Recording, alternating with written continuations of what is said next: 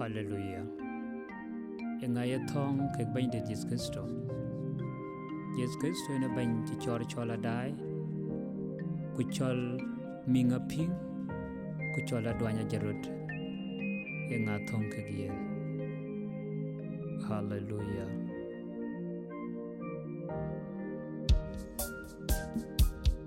Ina bain ti jok tiam. Kuya bain ji to ji tiam. Kuyen ina mor ngagno. Chinan thong kek yen.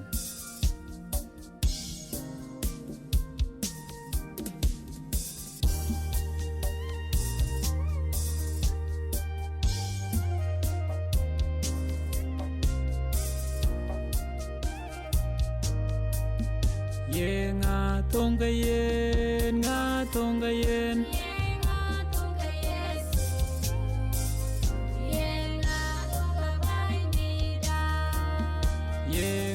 Tunga yen, nga tunga yen.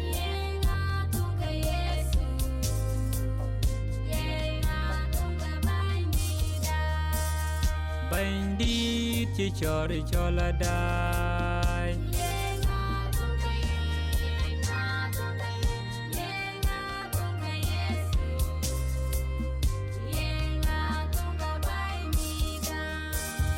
Bain di chi ming chola pi.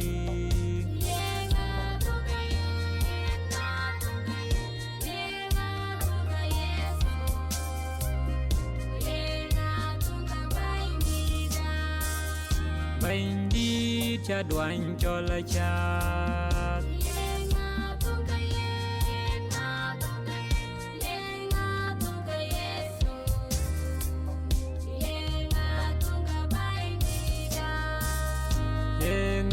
Tonga Yesu.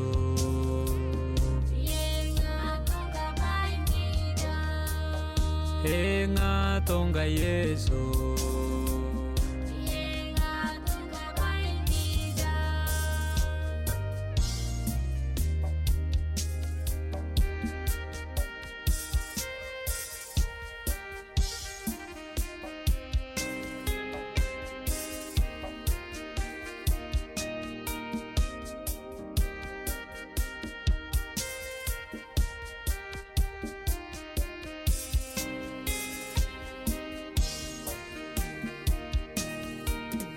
Ye nga tonga yen, nga tonga yen.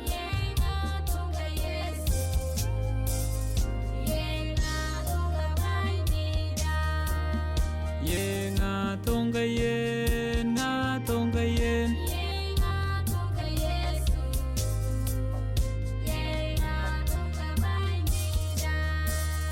Bain di chi jok tiam.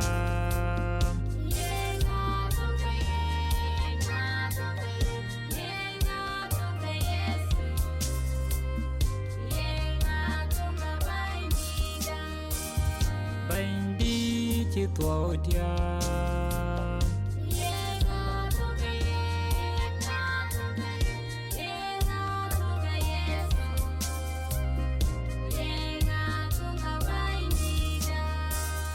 Bain di de mor ngang ngom.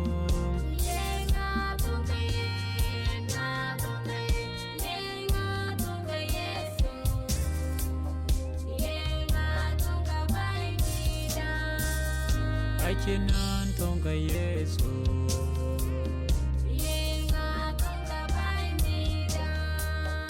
Ai chinan tonga Yesu.